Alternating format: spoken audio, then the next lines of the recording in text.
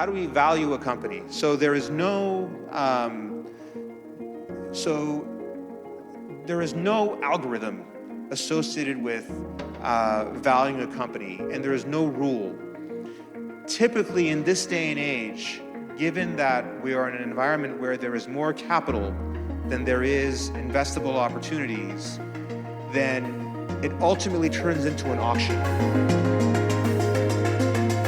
So you all should think of yourselves as a chamber, or as like this room, and stuff to do, working out, doing charitable work, spending time with investors, listening to podcasts, reading books, as like a gas, and any gas will ultimately fill up a room. So you will find yourselves, even if you choose to allocate every single waking hour to doing something productive, you will quickly see that every single waking hour will be taken from you in doing things that on paper seem pretty productive. So, and that could be everything from reading and learning and meeting entrepreneurs and meeting investors and talking to customers and doing all those things. And I think it's important to set aside, to allocate some time to your health. It doesn't have to be, so I allocate an hour and a half every morning to doing a run, resistance training and swim every morning. But I can easily allocate 2 hours, 2.5 hours, or half an hour, or 2 or 5 minutes.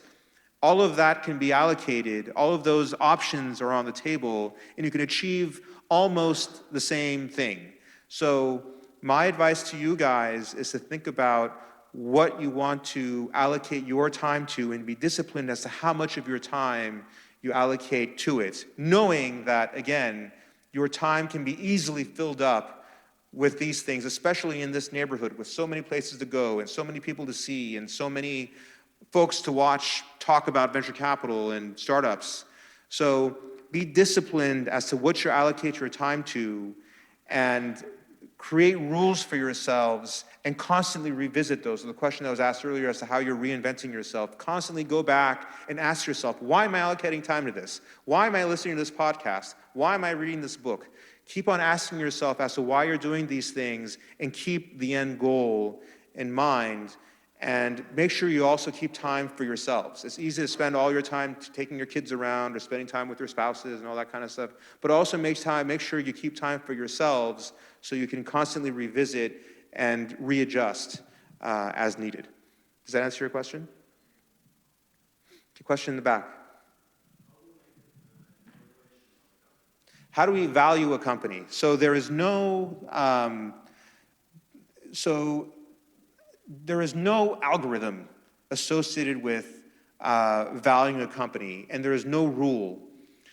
Typically, in this day and age, given that we are in an environment where there is more capital than there is investable opportunities, then it ultimately turns into an auction situation where the firm that can bring the most value, coupled to the right terms, will win the deal. So it's not just economic, it's the firm that, in the founder's view or in the founding team's view, can bring the most value and terms that are acceptable, net, are most attractive, win the deal.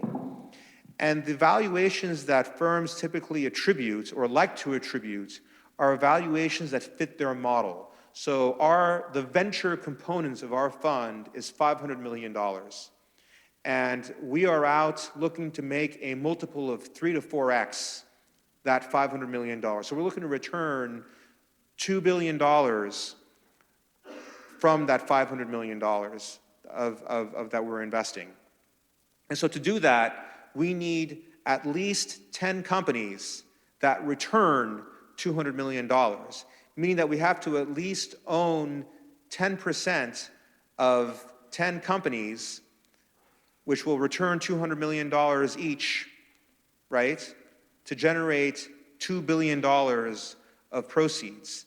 And the only way to get there is, again, only to invest in companies that can generate that multi-billion-dollar outcome and own enough of it when we initially invest, so that after we get diluted over future rounds of financing, that we end up as something around 10 to 15%.